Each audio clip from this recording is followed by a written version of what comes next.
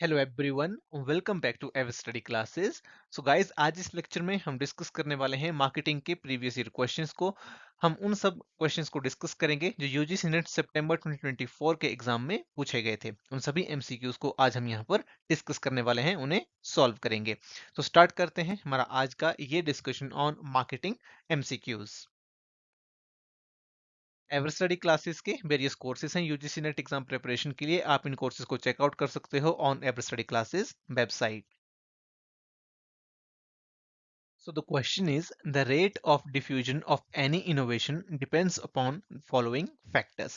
तो क्वेश्चन यहाँ पर पूछा जा रहा है कि जो रेट ऑफ डिफ्यूजन है इनोवेशन का, वो कुछ फैक्टर्स के ऊपर डिपेंड करता है। हमें बताना है वो कौन से फैक्टर्स होते हैं। रेट ऑफ डिफ्यूजन का मतलब है जब भी कोई नई इनोवेशन आती है तो कितना जल्दी लोग उसको अडॉप्ट कर लेते हैं, उसको हम बोलते हैं रेट ऑफ डिफ्यूजन। तो यहाँ पर ऑप्शंस हमारे पास मेंशन है। The relative advantage of the innovation over previous solutions. B is the compatibility of the innovation with existing values and norms.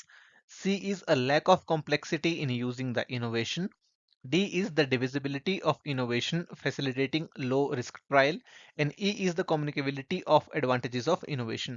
तो सबसे पहले यहाँ पर ऑप्शन में मेंशन है कि जो रिलेटिव एडवांटेज है इनोवेशन का, वो प्रीवियस सोल्यूशन से जो है वो अच्छा है, यानी कि एक रिलेटिव एडवांटेज उसको हमें मिल रहा है, तो ये फैक्टर यहाँ पर इन्फ्लुएंस करेगा। इसके अलावा अगर इनोवेशन कंपैटिबल है existing values of and norms के, तो ये भी रेट ऑफ डिफ्यूजन को इम्पैक्ट करेगा। इसके अलावा जो कॉम्प्लेक्सिटी है, अगर वो ज्यादा नहीं है इन यूजिंग द इनोवेशन, ये भी पॉजिटिवली इफेक्ट करेगा रेट ऑफ डिफ्यूजन को। इसके अलावा अगर डिविजिबिलिटी है इनोवेशन में, डिविजिबिलिटी का मतलब है कि उसको आप स्मॉलर पार्ट्स में डिवाइड करके अच्छे से लोगों को समझा सकते हो। स्मॉलर पार्ट्स में डिवाइड करने का मतलब है आप उसके अलग अलग जो फैसेट्स हैं उनको एक्सप्लेन कर सकते हो कंज्यूमर्स को, राइट। तो ये भी इम्पैक्ट करेगा। इसके अलावा अगर आप अच्छे से कम्युनिकेट कर पा रहे हो इनोवेशन के एडवांटेजेस को, तो ये फैक्टर भी यहाँ पर इम्पैक्ट करेगा। तो सारे ही फैक्टर्स यहाँ पर इम्पैक्ट करेंगे रेट ऑफ डिफ्यूजन को। राइट आंसर हमारा हो जाएगा option number 3। Next question is, which of the following is not an issue of conceptual component of CRM प्रोग्राम। तो कस्टमर रिलेशनशिप मैनेजमेंट का जो हमारा प्रोग्राम होता है, उसका कंसेप्चुअल कंपोनेंट कौन सा नहीं है, या फिर कौन सा ऐसा इशू है जिसे हमें टैकल नहीं करना होता है इन द कंसेप्चुअल कंपोनेंट, ये हमें बताना है। ऑप्शन है हमारे पास, choosing the technology, second is setting out objectives in clear terms, three is processing all customer request coming in through multiple channels, and fourth is putting customers first. तो ये conceptual component में हमारा आएगा। जो हम टेक्नोलॉजी चूज कर रहे हैं, कौन सी टेक्नोलॉजी हमें यूज करनी है, वो हमारे पास आएगा। इसके अलावा जो ऑब्जेक्टिव्स हमें सेट करने हैं वो भी आएगा। पुटिंग कस्टमर फर्स्ट, यानी कि हमारी फिलोसफी ये होनी चाहिए कि जो भी कस्टमर्स की नीड्स हैं उन्हें हम सबसे पहले रखेंगे, तो फोर्थ भी आएगा। Processing all customer request coming in through multiple channels, ये इसका पार्ट यहाँ पर नहीं होगा। सो राइट आंसर हमारा यहाँ होगा ऑप्शन नंबर 3। 3 क्यों होगा? क्योंकि यहाँ पर जो पॉइंट मेंशन है, processing all the customer request coming in through multiple channels, ये सीआरएम के हमारे कंसेप्चुअल कंपोनेंट का पार्ट नहीं है, ये यहाँ पर ऑपरेशनल कंपोनेंट का पार्ट है। इसलिए हमारा राइट आंसर हो जाएगा option number 3। Next question is, arrange the given component tasks to be handled in positioning in logical sequence. तो पोजिशनिंग में जो भी हमारे स्टेप्स होते हैं उन्हें हमें यहाँ पर लॉजिकल सीक्वेंस में लगाना है। जो भी टास्क हम परफॉर्म करते हैं, तो यहाँ पर जो ऑप्शंस हमारे पास मेंशन्ड है उसमें दिया हुआ है, developing the value proposition, analysing competitors positioning, is there a gap somewhere, then communicating the value proposition in target customers. D is deciding the locus in consumers mind where to launch the products or brand, and then ensuring the infrastructure or competitive advantage for delivering the premise, right। तो इसके बाद जो, तो इसमें हमारा जो first step होगा वो होगा डी। सबसे पहले हमें डिसाइड करना है कि किस तरह से हमें एक पॉजिटिव इमेज क्रिएट करनी है कंज्यूमर्स के माइंड्स में। बेसिकली हमें डिसाइड ये करना है कि किस तरह की इमेज हमें क्रिएट करनी है। उसके बाद हमारा नेक्स्ट स्टेप आएगा यहाँ पर बी। तो पहला डी होगा, दूसरा बी होगा, इसका मतलब है थर्ड और फोर्थ ये एलिमिनेट हो जाएगा, राइट। तो बी हमारा आएगा। उसके बाद हम कंपिटिटर्स की जो पोजीशनिंग है उसको एनालाइज करेंगे, देखेंगे कि क्या कहाँ पर कोई गैप अवेलेबल है या नहीं। उसके बाद हम देखेंगे कि जो भी कंपिटिटिव एडवांटेज हम गेन करना चाह रहे हैं, जो भी गैप हमें मिला है, क्या उसके लिए इंफ्रास्ट्रक्चर हमारे पास है, राइट। तो उसके लिए, उसके बाद हमारा नेक्स्ट स्टेप आएगा यहाँ पर ई। देन हम वैल्यू प्रोपोजिशन को डेवलप कर देंगे। If all the resources are available we will develop value proposition. और लास्ट स्टेप हमारा आएगा, जो भी हमने वैल्यू प्रोपोजिशन डेवलप करी होगी उसको हम कम्युनिकेट करेंगे टू द टारगेट कस्टमर्स। तो ये जो सीक्वेंस है डी बी ए, डी बी ई और ए सी, ये दी है हमें ऑप्शन नंबर 2 में। Right answer will be option number 2। Next हमारा यहाँ पर मैच द फॉलोइंग टाइप का क्वेश्चन है। तो यहाँ पर लिस्ट वन में हमें टाइप ऑफ प्रोडक्ट दिया है और दूसरी तरफ उनका डिस्क्रिप्शन दिया है। प्रोडक्ट में हमारे पास मेंशन है डायनासोर, फ्लेमिंगो, आउटरिच और पेर्ल। तो देखिए सबसे पहले दिया गया है products that are beautiful but unsaleable, ऐसे प्रोडक्ट्स जो देखने में तो काफी अच्छे हैं लेकिन उनको सेल करना इतना आसान नहीं है, राइट। तो इस तरह के प्रोडक्ट्स को बोला जाता है फ्लेमिंगो, राइट। इसके बाद है products that are blind to the future, ऐसे प्रोडक्ट्स जो फ्यूचर में उतना चल नहीं सकते, इसको हम आउटरीच बोलते हैं। तो सी के साथ हम यहाँ पर मैच करेंगे टू को। Products that are source of a profitable value, ऐसे प्रोडक्ट्स जो प्रॉफिटेबल वैल्यू प्रोवाइड करते हैं कंज्यूम कंपनीज को, ये होते हैं पर्ल। और products that have miss their niche, जिन्होंने अपने नीश को मिस कर दिया है, इनको हम बोलते हैं डायनासोर। तो यहाँ पर हमारी जो करेक्ट सीक्वेंस होगी वो होगी ए के साथ 4, बी के साथ 1, सी के साथ 2 और डी के साथ 3। सो राइट आंसर हमारे यहाँ पर हो जाएगा option number 4। Next question is which one of the following refers to the need on part of the customer that gets satisfied by the service। तो देखिए यहाँ पर क्वेश्चन में क्या बोला जा रहा है कि which of the following refers to the need on the part of customer, right, that gets the satisfied by the service. जब भी कंज्यूमर सर्विस को कंज्यूम करता है तो कौन सी ऐसी नीड है, right, refers to the need on part of the customer जो सेटिस्फाई हो जाती है, ये हमें यहाँ पर बताना है। थोड़ा सा कंफ्यूजिंग में यहाँ पर लिखा हुआ है इस लाइन में, लेकिन इसका मतलब ये है कि कस्टमर्स की कौन सी नीड है जो सेटिस्फाई हो जाती है जब वो कंज्यूमर जो सर्विस है उसको कंज्यूम करता है। ऑप्शन है हमारे पास service benefits, service expectations, service offer या फिर सर्विस लेवल। तो किस चीज से नीड सेटिस्फाई होगी? तो देखिए लेवल से तो नहीं होगी। सर्विस हम सिर्फ ऑफर कर रहे हैं उससे भी नीड सेटिस्फाई नहीं होगी। हम सिर्फ कुछ एक्सपेक्ट कर रहे हैं उससे भी आपकी नीड सेटिस्फाई नहीं हो जाएगी। लेकिन सर्विस जो बेनिफिट आपको प्रोवाइड कर रही है उस वो बेनिफिट जब आपको मिल जाएगा तो उस बेनिफिट से वो नीड जो है वो सेटिस्फाई हो जाएगी। इसलिए यहाँ पर हमारा राइट आंसर बनेगा ऑप्शन नंबर 1।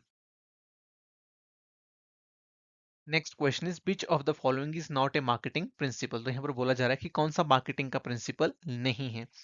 ऑप्शन है हमारे पास focus on the customer, B is markets are homogeneous, third is customers do not buy products and fourth is marketing is too important to leave to the marketing department. तो देखिए marketing के principles में बोला जाता है कि हमें customers के ऊपर फोकस करना है, बिल्कुल सही बात है।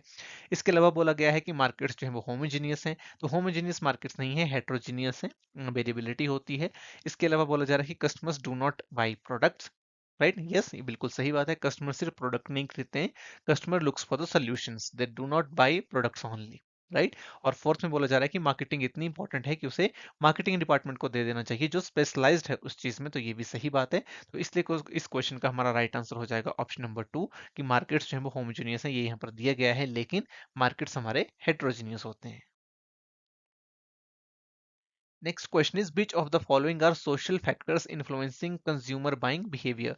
तो कंज्यूमर बाइंग बिहेवियर को कौन कौन से सोशल फैक्टर्स इन्फ्लुएंस करते हैं, ये हमें यहाँ पर बताना है। ऑप्शंस में हमारे पास मेंशन है culture, reference group, social class, roles assumed and sub culture. तो देखिए यहाँ पर जो सोशल फैक्टर्स हैं, यहाँ पर एक कंफ्यूजन कई बार बच्चों को हो जाता है कि सोशल और कल्चरल फैक्टर्स में, राइट। तो हमें यहाँ पर सिर्फ सोशल फैक्टर्स बताने हैं। सबसे पहले दिया गया है कल्चर, ये एक कल्चरल फैक्टर है ना कि सोशल। रेफरेंस ग्रुप ये हमारा सोशल फैक्टर है।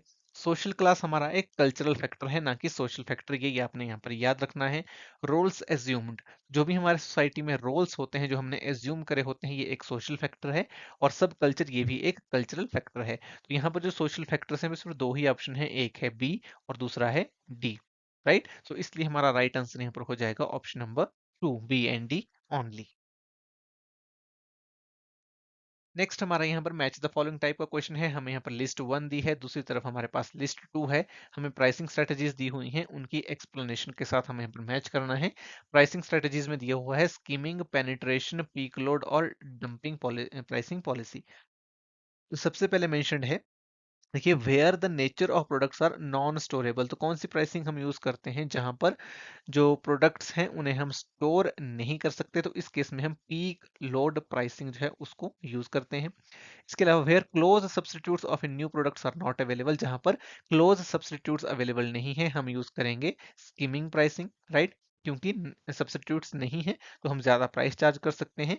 अगर एक्सपोर्ट्स करी जा रही हैं goods at A price lower than the domestic price, इसको डंपिंग प्राइस स्ट्रेटेजी बोला जाता है। इसके लिए सरकारें एंटी डंपिंग ड्यूटी भी लगाती हैं। और substitutes of a new products are available, जब नए प्रोडक्ट्स के सब्सटीट्यूट्स अवेलेबल हैं तो उस केस में हम पेनिट्रेशन प्राइसिंग का यूज करते हैं। राइट, तो इस केस में हमारा राइट आंसर क्या बनेगा? ए के साथ हमने यहाँ पर मैच किया 2 को, बी के साथ हमने मैच किया 4 को, सी के साथ हमने मैच किया 1 को, और डी के साथ हमने मैच किया 3 को, जो दिया है ऑप्शन नंबर 4 में। Right answer will be option number 4।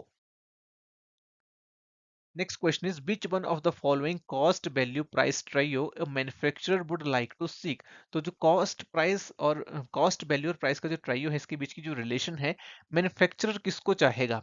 तो याद रखना है मैन्युफैक्चरर के पॉइंट ऑफ व्यू से बताना है, ना कि कंज्यूमर के पॉइंट ऑफ व्यू से। तो यहाँ पर बोला जा रहा है कि value is greater than price is greater than cost, then price is greater than value and value is greater than cost, then price is greater than cost and cost is greater than value, and last is price is equal to value and that is greater than the cost। तो यहाँ पर manufacture क्या चाहेगा? Manufacture चाहेगा option number 4 को। क्यों? क्योंकि वो चाहेगा कि जो भी मैं प्राइस चार्ज कर रहा हूँ कंज्यूमर को उतनी वैल्यू उससे मिल रही हो, ऑब्वियसली, और जो कॉस्ट उसे पड़ रही हो वो उससे कम पड़ रही हो, तभी तो प्रॉफिट होगा। तो इसलिए उसको कॉस्ट यहाँ पर इनसे कम चाहिए। Right answer will be option number 4। Next question is, arrange the given steps involved in designing a channel system in the logical order। तो चैनल सिस्टम को जब हम डिजाइन करते हैं, डिस्ट्रीब्यूशन चैनल की यहाँ पर बात हो रही है, तो जो लॉजिकल सीक्वेंस होगी हमारे स्टेप्स की वो क्या होगी, ये हमें यहाँ पर बताना है। राइट, तो यहाँ पर देखिए दिया गया है evaluating the distribution environment, then evaluating the short-listed alternative designs and selecting the ones that suits the firm best. C is matching the channel design to customer needs and characteristics. D is choosing the channel intensity and number of tires. And E is evaluating competitors channel design। तो देखिए इसमें सबसे पहला factor हमारा आएगा option number C, जिसमें दिया गया है matching the channel design to customer needs and characteristics. जो भी हमारे कस्टमर्स की नीड्स और कैरेक्टरिस्टिक्स हैं उसके अकॉर्डिंग हमें चैनल को डिजाइन करना है, उसकी मैचिंग करनी है। नेक्स्ट हमारा स्टेप आएगा, उसके बाद जो भी हमारा डिस्ट्रीब्यूशन का एनवायरमेंट है उसे हमें इवेल्युएट करना है, तो सी के बाद आएगा A. Then we have evaluating the competitors channel design, ये ऑप्शन हमारा आएगा, जो कंपिटिटर्स का चैनल डिजाइन है उसको हम इवेल्युएट करेंगे। नेक्स्ट स्टेप आएगा जो evaluating the shortlisted alternative design and selecting the ones that suits the best।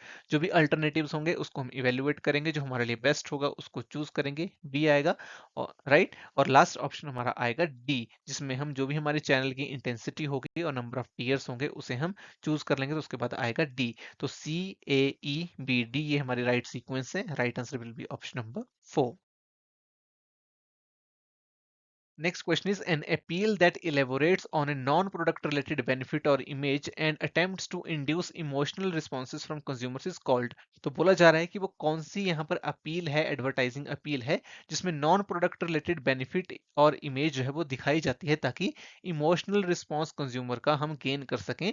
Options हैं physiological appeals, information appeals, sociological appeals या फिर ट्रांसफॉर्मेशनल अपील। तो इस तरह की अपील को हम बोलते हैं ऑप्शन नंबर 4 जो है ट्रांसफॉर्मेशनल अपील।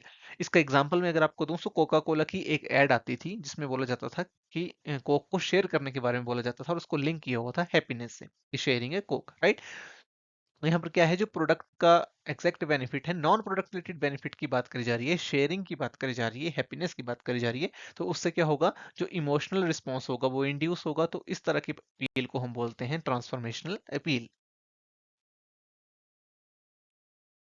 नेक्स्ट हमारा मैच द फॉलोइंग टाइप का क्वेश्चन है। लिस्ट 1 है हमारे पास, उसके बाद लिस्ट 2 है। लिस्ट 1 में we have buyers mind, then personal factor, psychological factor and reference group. इसे हमें लिस्ट 2 के साथ मैच करना है। तो बायर्स माइंड क्या है? बायर्स माइंड को हम ब्लैक बॉक्स बोलते हैं कंज्यूमर बिहेवियर के मॉडल्स में। राइट, तो ए के साथ हम मैच करेंगे 4 को। पर्सनल फैक्टर की बात करें तो life is a personal factor. Psychological factor की बात करें तो वो मोटिवेशन है, और रेफरेंस ग्रुप की बात करें तो it is related to member of the social club. So right sequence यहाँ पर हमारी जो है वो हो जाएगी, दी गई है ऑप्शन नंबर 4 में। ए के साथ हमने मैच किया 4 को, बी के साथ 3 को, सी के साथ 2 को और डी के साथ 1 को। Next question is, Nicosia model of consumer behavior is divided into four major fields. Which of the following is the third field under this model? So Nicosia model में हमारे पास 4 fields यहाँ पर आती हैं, हमें बताना है कि थर्ड फील्ड जो है वो कौन सी है। ऑप्शन है हमारे पास feedback, act of purchase, firms and consumers attributes, and fourth is search and evolution. Right. So अगर हम यहाँ पर बात करें थर्ड फील्ड की, जो थर्ड फील्ड हमारी यहाँ पर रहती है, that is option number 2 which is the act of purchase. Right. ये हमारी थर्ड फील्ड है निकोसिया मॉडल में, इसलिए हमारा राइट आंसर हो जाएगा option number 2। Next question is arrange the following new product planning process in proper sequence. तो new product planning जब हम करते हैं, न्यू प्रोडक्ट डेवलपमेंट जब करते हैं, तो उसकी जो स्टेप्स हैं उनको हमें सीक्वेंस में लगाना है। ऑप्शंस हमारे पास दिए गए हैं, idea screening, idea generation, concept development and testing, market strategy development and business analysis. तो बहुत ही इजी क्वेश्चन है। सबसे पहले हमारा आता है आइडिया जनरेशन, बी आ जाएगा। आइडिया को जब हम जनरेट कर लेते हैं तो उस आइडिया को फिर हम स्क्रीन करते हैं। राइट। आइडिया जब हमारा स्क्रीन हो जाता है तो कंसेप्ट डेवलपमेंट एंड टेस्टिंग आती है। हम चेक करते हैं कि जो भी कंसेप्ट हमने सोचा है, जो आइडिया सोचा है, वो फिजिबल है भी या नहीं है। इसके बाद हमारा नेक्स्ट स्टेप यहाँ पर जो आता है, बी ए सी के बाद हमारा नेक्स्ट स्टेप आएगा D, which is market strategy development. Right. Market strategy development हमारी होगी और फिर उसके बाद आएगा जो नेक्स्ट स्टेप होगा, that will be business analysis. और ये हमारा दिया हुआ है B A C D E in the option number 2। Then our right answer will be option number 2. Next question is which of the following are price adaption strategy. तो हमें यहाँ पर प्राइस एडेप्शन स्ट्रेटेजीज बतानी है। Price adaptation strategies वो होती हैं जिसे हम सिचुएशन के अकॉर्डिंग जो है वो चेंज कर लेते हैं, या फिर कोई ना कोई ऐसी कैरेक्टरिस्टिक्स होती है सिचुएशन में जिसकी वजह से हम डिफरेंट प्राइसेस जो है वो चार्ज करते हैं। तो इस तरह की प्राइसिंग स्ट्रेटेजीज को बोला जाता है प्राइस एडेप्शन स्ट्रेटेजीज। तो ऑप्शन है हमारे पास यहाँ पर price discounts and allowances, B is target return pricing, C is geographical pricing, D is differentiated pricing, and E is going rate pricing. Right. So price adaptation strategies कौन सी होंगी? So देखिए, जो price discounts और allowances है, इसे हम change करते हैं according to the situation. Right. तो ए आ जाएगा हमारे पास। राइट। इसके अलावा आप देखिए यहाँ पर बी जो है वो नहीं आएगा। टारगेट रिटर्न प्राइसिंग जो है ये प्राइस एडेप्शन स्ट्रेटजी नहीं है। राइट। सो बी अगर हम हटा रहे हैं, सो ऑब्वियसली हमारा ऑप्शन नंबर 4 भी एलिमिनेट हो जाएगा और ऑप्शन नंबर 2 भी एलिमिनेट यहाँ पर हो जाएगा। राइट। इसके अलावा जो जियोग्राफिकल प्राइसिंग है, बेस्ड ऑन द एरियाज, हम इसे भी चेंज करते हैं। राइट। तो ये भी एक हमारी प्राइस एडेप्शन स्ट्रेटजी है। इसके अलावा डिफरेंशिएटेड प्राइसिंग, ऑब्वियसली नाम ही बता रहा है कि हमें डिफरेंशिएट करना है प्राइसिंग, तो ये भी हमारी एक प्राइस एडेप्शन स्ट्रेटजी। और गोइंग रेट प्राइसिंग ये प्राइस एडेप्शन स्ट्रेटजी नहीं है। सो राइट आंसर हो जाएगा ए सी डी, जो दिया है ऑप्शन नंबर 3 में। Next question is, the company prices 1 liter bottle of its mineral water at rupees 20, but 100 ml of the same water in a moisturizer spray for rupees 50. This is an example of which of the following pricing practices. तो यहाँ पर पूछा जा रहा है कि एक company 1 litre जो मिनरल वाटर की बोतल होती है उसे 20 रुपीज में प्राइस करती है। राइट। लेकिन वही जो वाटर है 100 ml जब एक मॉइस्चराइजर स्प्रे में यूज होता है तो उसकी कीमत 50 रुपए हो जाती है। तो ये किस तरह की प्राइसिंग प्रैक्टिस है? ऑप्शन है हमारे पास, customer segment pricing, image pricing, product form pricing, या फिर मार्कअप प्राइसिंग। तो इस तरह की प्राइसिंग को हम बोलते हैं प्रोडक्ट फॉर्म प्राइसिंग, क्योंकि यहाँ पर जो हमारी प्राइसिंग प्रैक्टिस है वो चेंज हो रही है। जैसे ही हमारी प्रोडक्ट फॉर्म चेंज हो रही है, उसके चेंज होने से हमारी जो प्राइसिंग प्रैक्टिस है, जो प्राइसिंग पॉलिसी है, वो भी चेंज हो जा रही है। पहले हमारे प्रोडक्ट की जो फॉर्म थी, प्रोडक्ट हमारा एक मिनरल वाटर की फॉर्म में था, उसके बाद हमारा प्रोडक्ट मॉइस्चराइजर स्प्रे की फॉर्म में हो गया। तो इस तरह की प्राइसिंग को प्रोडक्ट फॉर्म प्राइसिंग बोला जाता है, इसलिए हमारा राइट आंसर हो जाएगा option number 3। Next question is, providing a total package of related goods and services to solve a customers need is called. Right. तो यहाँ पर क्वेश्चन पूछा जा रहा है कि एक टोटल पैकेज जो है वो रिलेटेड गुड्स और सर्विसेज का जब उसे हम प्रोवाइड करते हैं to solve a one particular customer need, तो उसे हम क्या बोलते हैं? राइट।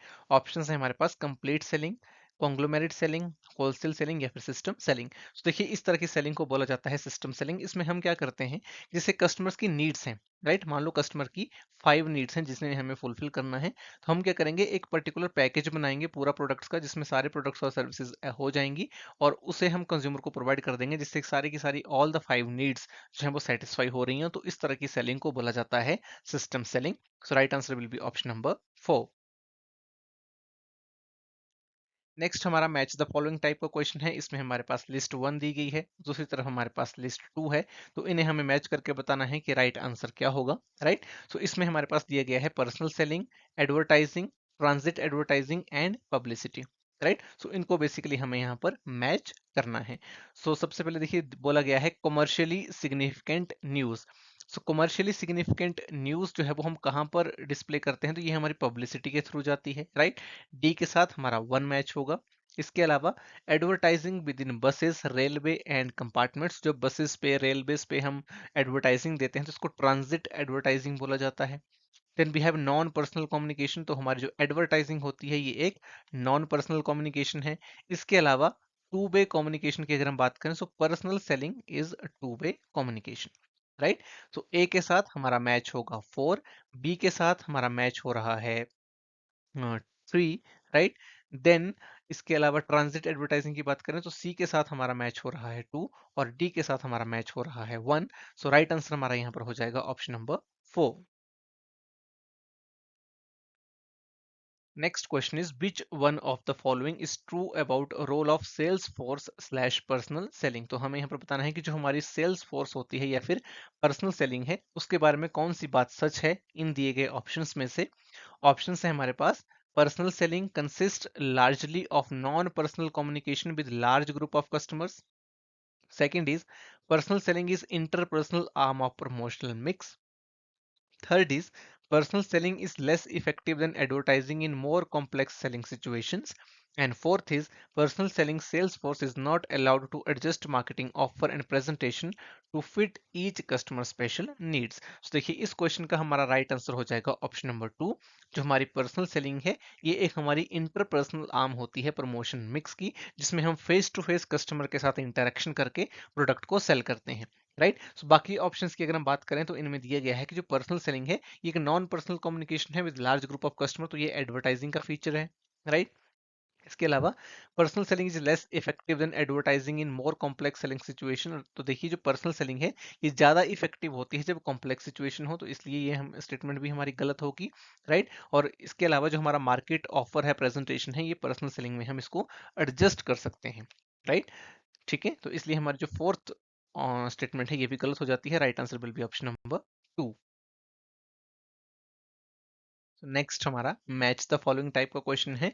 लिस्ट 1 में हमारे पास दिया हुआ है types of buying decision behaviour और लिस्ट 2 में हमारे पास मेंशन्ड है उनकी एक्सप्लेनेशन।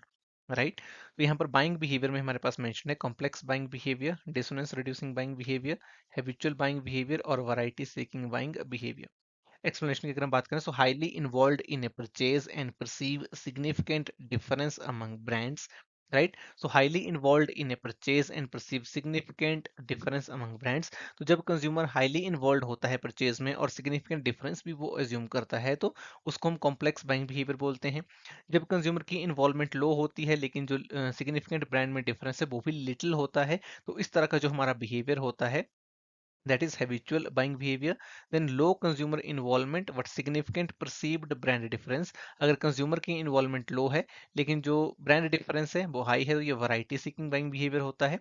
और highly involve with an expensive infrequent और risky purchase what see little difference among brands, ऐसा परचेज जिसमें कंज्यूमर हाईली इन्वॉल्व होता है, परचेज एक्सपेंसिव है, इनफ्रीक्वेंट है और रिस्की बिहेवियर है, लेकिन ब्रांड में जो डिफरेंस है वो ज़्यादा नहीं है, तो इसको हम डिसोनेंस रिड्यूसिंग बाइंग बिहेवियर बोलते हैं। तो इस क्वेश्चन का हमारा राइट आंसर यहाँ पर हो जाएगा option number 2। Next question is which of the following movement of products clearly defines the term inbound logistics. तो कौन सा हमारा ऑप्शन यहाँ पर इनबाउंड लॉजिस्टिक्स को डिफाइन कर रहा है ये हमें बताना है। ऑप्शन है हमारे पास suppliers to company, company to reseller, reseller to customer and customer to supplier. So inbound logistics की अगर हम यहाँ पर बात करते हैं, सो इनबाउंड लॉजिस्टिक्स का मतलब होता है कि कोई भी प्रोडक्शन फैसिलिटी है जहाँ पर हमें प्रोडक्शन करनी है तो हम रॉ मटेरियल जो है वो ऑर्डर किसी न किसी से करते हैं, तो ये जो रॉ मटेरियल प्रोडक्शन फैसिलिटी तक आता है इसको इनबाउंड लॉजिस्टिक्स बोला जाता है। राइट, तो इसका राइट आंसर हमारा होगा सप्लायर टू कंपनी। जो हमारा सप्लायर है जो रॉ मटेरियल हमें सप्लाई कर रहा है उससे जो मूवमेंट हो रही है गुड्स की कंपनी तक प्रोडक्शन फैसिलिटी तक, इसको बोला जाता है inbound logistics. Right answer will be option number 1। Next हमारा मैच द फॉलोइंग टाइप का क्वेश्चन है, जिसमें सोसाइटल क्लासिफिकेशन ऑफ प्रोडक्ट्स दिया हुआ है और दूसरी तरफ दिया हुआ है degree of long term consumer benefit and immediate consumer satisfaction. और प्रोडक्ट की क्लासिफिकेशन में दिया गया है deficient products, pleasing products, salutary products and desirable products. तो देखिए यहाँ पर सबसे पहले दिया हुआ है low long run consumer benefit and high immediate satisfaction. तो ऐसे प्रोडक्ट्स जिनसे कंज्यूमर को इमीडिएट सेटिस्फेक्शन तो मिलती है, लेकिन जो लॉन्ग रन बेनिफिट है वो नहीं मिलता है, तो इस तरह के प्रोडक्ट्स को बोला जाता है प्लीजिंग प्रोडक्ट्स, जो हमें शॉर्ट टर्म के लिए प्लीज कर रहे हैं। इसके अलावा high long run consumer benefit and high immediate satisfaction, हमें इमीडिएट सेटिस्फेक्शन भी हाई मिल रही है और लॉन्ग टर्म बेनिफिट भी हाई है, जैसे कि for example electric vehicle use करना या फिर ऑर्गेनिक प्रोडक्ट्स यूज करना, जिनसे कंज्यूमर को इमीडिएट सेटिस्फेक्शन भी मिल जाती है और उसको लॉन्ग टर्म में भी बेनिफिट है। राइट, तो इस तरह के प्रोडक्ट्स को हम बेसिकली बोलते हैं desirable products. Right, then we have high long run consumer benefit and low immediate satisfaction. Consumer को सेटिस्फेक्शन इमीडिएटली नहीं मिल रही है, लेकिन लॉन्ग टर्म कंज्यूमर बेनिफिट मिल रहा है। फॉर एग्जांपल जैसे कि सीट बेल्ट यूज करना। राइट, आपने इंश्योरेंस परचेज किया, कोई इमीडिएट सेटिस्फेक्शन नहीं मिल रही है, लेकिन लॉन्ग रन बेनिफिट आपको है। राइट, लेकिन इसकी जो इमीडिएट सेटिस्फेक्शन है वो लो है, वो आपको नहीं मिल रही। इस तरह के प्रोडक्ट्स को हम बोलते हैं salutary products. Long run consumer benefit and low immediate satisfaction. Right, sorry, low long run consumer benefit and low immediate satisfaction, तो ऐसे प्रोडक्ट्स जिनसे कंज्यूमर को जो बेनिफिट है वो शॉर्ट टर्म में भी नहीं मिल रहा है, लॉन्ग रन में भी नहीं मिलेगा, इस तरह के प्रोडक्ट्स को हम बोलते हैं डेफिशिएंट प्रोडक्ट्स। सो राइट सीक्वेंस हमारी हो जाएगी ए के साथ 4, बी के साथ 1, सी के साथ 3 एंड डी के साथ 2। Right answer will be option number 1।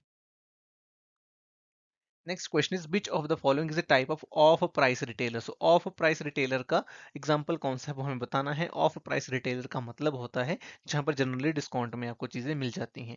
Option है हमारे पास super store, category killer, factory outlet या फिर डिस्काउंट स्टोर। तो देखिए सुपर स्टोर, कैटेगरी किलर और डिस्काउंट स्टोर तीनों ही हमारे ऑफ प्राइस रिटेलर होते हैं। Factory outlet is not a off price retailer. So right answer यहाँ हो जाएगा option number 3। Next question is under brand sponsorship, store brands are also known as which other name from the following। तो store brand का यहाँ पर मतलब होता है जो प्राइवेट लेबल्स होते हैं, राइट, उनको हम स्टोर ब्रांड्स बोलते हैं। ऑप्शन है हमारे पास national brands, generic brands, private brands, distributor brands या फिर मैन्युफैक्चरर ब्रांड्स। तो स्टोर ब्रांड्स जिनको हम प्राइवेट लेबल्स भी बोलते हैं वो हमारी जेनरिक ब्रांड्स होती हैं, इसके अलावा प्राइवेट ब्रांड्स होती हैं और इसके अलावा डिस्ट्रीब्यूटर ब्रांड्स होती हैं। मैन्युफैक्चरर ब्रांड और नेशनल ब्रांड्स ये हमारे स्टोर ब्रांड्स नहीं होते हैं। सो राइट आंसर हमारा हो जाएगा option number 1 which is B, C and D only. Next हमारा मैच द फॉलोइंग टाइप का क्वेश्चन है। तो लिस्ट 1 में हमारे पास यहाँ पर देखिए प्राइसिंग सिचुएशन दी हुई है और लिस्ट 2 में हमारे पास जो है वो डिस्क्रिप्शन दिया हुआ है। सो डिस्क्रिप्शन में देखिए दिया गया है प्राइसिंग ऑप्शनल और necessary products sold with main product.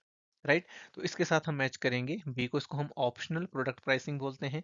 इसके बाद दिया गया है setting price across an entire product line. Right, तो इसके साथ हम मैच करेंगे प्रोडक्ट लाइन प्राइसिंग को, इसको प्रोडक्ट लाइन प्राइसिंग बोला जाता है।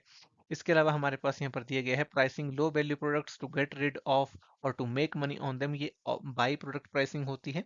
And pricing products that must be used with the main product, इसको हम कैप्टिव प्राइसिंग बोलते हैं।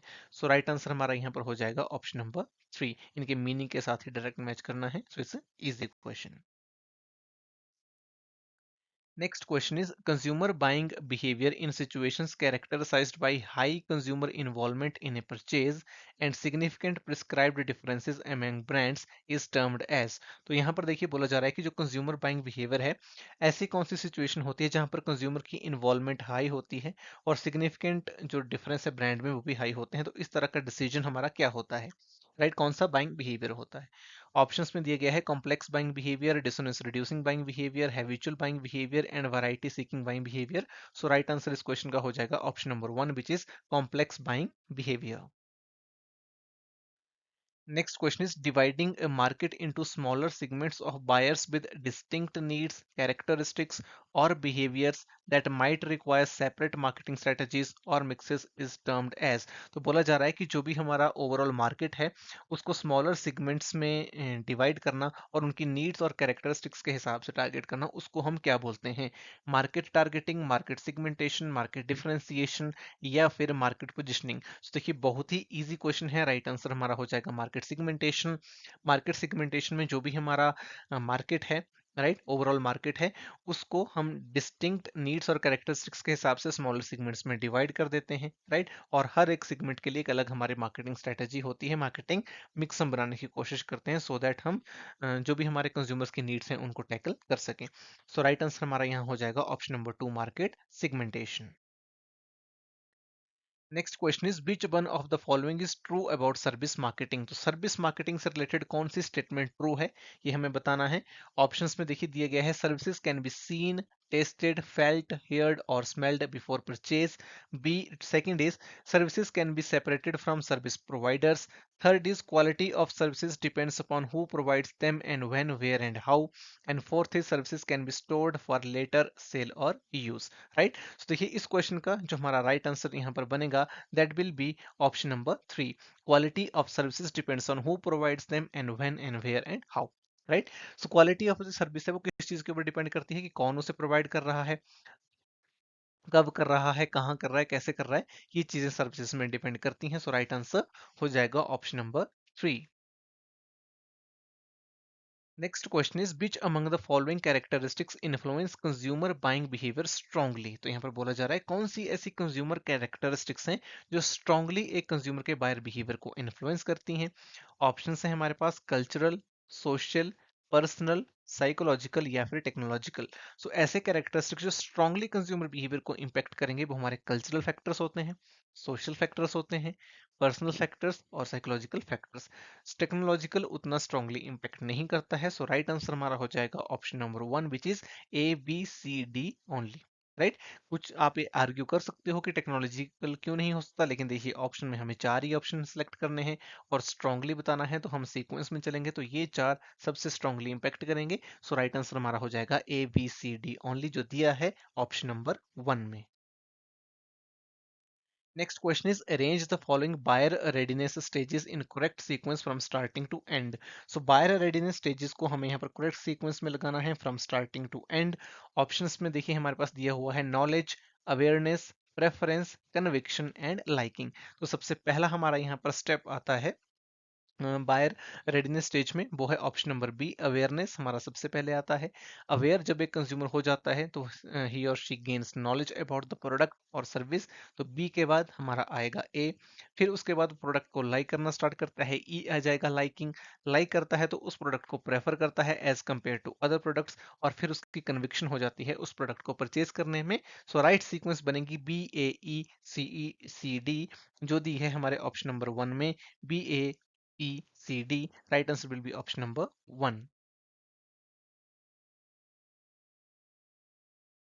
तो ये था हमारा आज का सेशन जिसमें हमने मार्केटिंग के एमसीक्यूज को डिस्कस किया। आई होप आपको ये लेक्चर काफी पसंद आया होगा, आपने बहुत कुछ यहाँ से सीखा होगा। Thanks for joining, wish you all the very best.